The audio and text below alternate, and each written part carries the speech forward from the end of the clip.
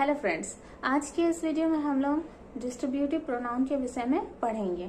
इससे पहले मैंने प्रोनाउन का वीडियो बनाया है जिसमें हम लोग प्रोनाउन, काइंड्स ऑफ प्रोनाउन में personal pronoun, reflexive pronoun, demonstrative pronoun and indefinite pronoun के विषय में पढ़ चुके हैं। तो आइए देखते हैं डिस्ट्रीब्यूटिव प्रोनाउन किसे कहते हैं।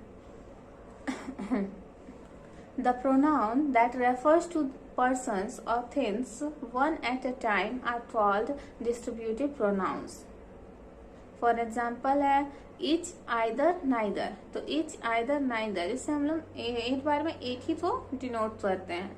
each, every one of a number of person or things taken singly। each means प्रत्येक, यानी जितने भी लोग होते हैं सब तो सिंगल ही काउंट किया जाता है। जैसे कि each of students will get books, है ना। तो प्रत्येक स्टूडेंट को क्या है, बुक्स मिलेगा। either, the one or the other of two। either का कंपैरिजन दो में होता है। either दो में या तो ये या फिर वो। neither का कंपैरिजन भी दो में होता है, बट इसका मीनिंग होता है ना तो ये ना वो, ना मुझे ये चाहिए ना वो चाहिए। इसके लिए रूल है a distributive pronoun is used as a singular. Distributive pronoun तो सिंगुलर ही यूज किया जाता है। इनकरेक्ट स्टेटमेंट है either of the choices fit the answer. Correct होगा either of the choices fits the answer. Next rule है each may come after the object of the verb only if the object contains a number। तो incorrect statement है the boys narrated stories each। Correct होगा each of the boys narrated stories। अब हम लोग देखते हैं relative pronoun. Relative pronoun. A relative pronoun is a pronoun that refers or relates to some noun going before, which is called its antecedent। तो relative pronoun क्या है, किसी noun को रिलेट करता है, विच इज कॉल्ड जो उससे पहले होता है ना। एंटीसीडेंट मीन्स पूर्व पद, यानी कि उससे पहले जो रहता है। Besides it is a pronoun that serves a transaction as well because it connects two statements. For example, तो देखो क्या है, रिलेटिव प्रोनाउन टू स्टेटमेंट्स को कनेक्ट करता है। She worked in the kitchen which was like a bedroom. Which यहाँ पे क्या है, रिलेटिव प्रोनाउन है, दो स्टेटमेंट को कनेक्ट कर रहा है। इसके लिए रूल है the relative pronoun that has no possessive case. Incorrect statement होगा the medicine of that alcohol is a component is prohibited for him. Correct होगा the medicine of which alcohol is a component is prohibited for him. Next rule है that may be used as an adverbial accusative meaning on which, in which or at which। Incorrect statement है I remember the day which he came। तो correct होगा I remember the day which he came on। से भी I remember the day that he came।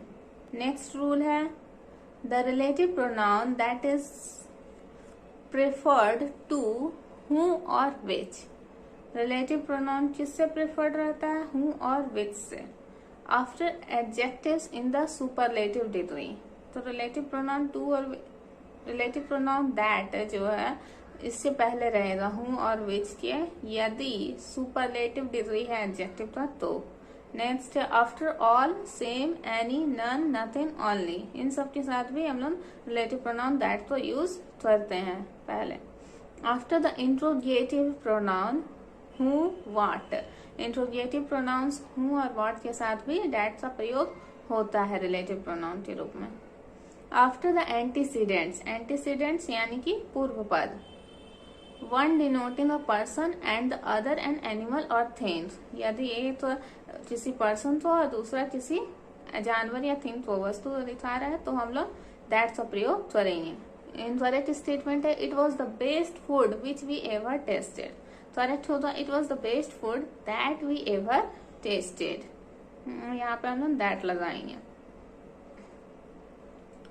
Next rule है the word but after negative often has the force of a relative pronoun and is equivalent to who not which not. Incorrect statement है there is no city but does not have a heard population. Correct होगा there is no city but has a hub population. Next rule है the case of the relative pronoun depends upon it's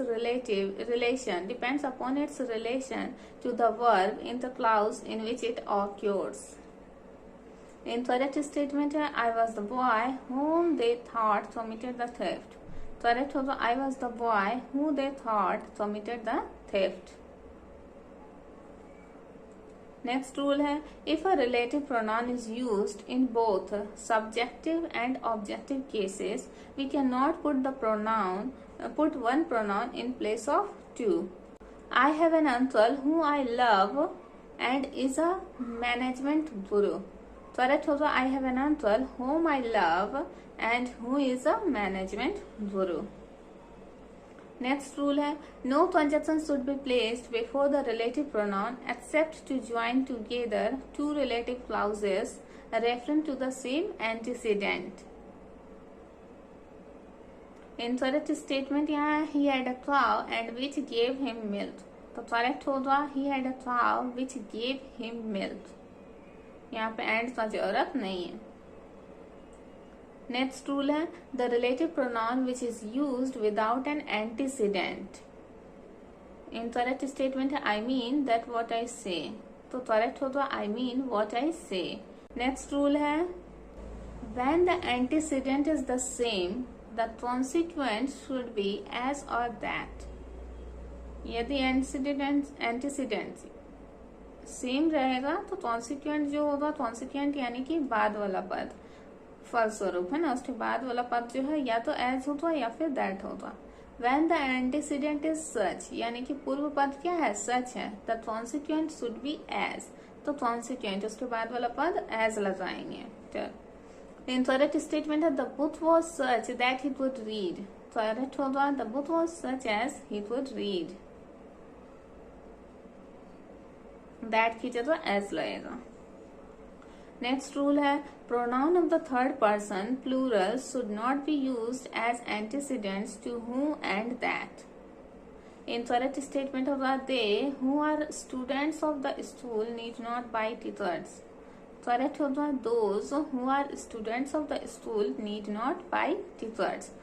Interrogative pronouns. The pronouns used for asking questions are called interrogative pronouns. इसके लिए rule है which implies selection, that is, it implies a question concerning a limited number. It is used of both persons and things. Incorrect statement है what of the pictures do you like best? तो correct होगा which of the pictures do you like best. Interrogative में यहाँ पे विच का प्रयोग होगा। विच से हम लोग सिलेक्शन करते हैं। सिलेक्शन के लिए विच का यूज किया जाता है which of the pictures do you like best. तो आज की इस वीडियो में इतना ही। यदि आप इस वीडियो में नए हैं तो इसे लाइक शेयर और सब्सक्राइब जरूर करें। धन्यवाद।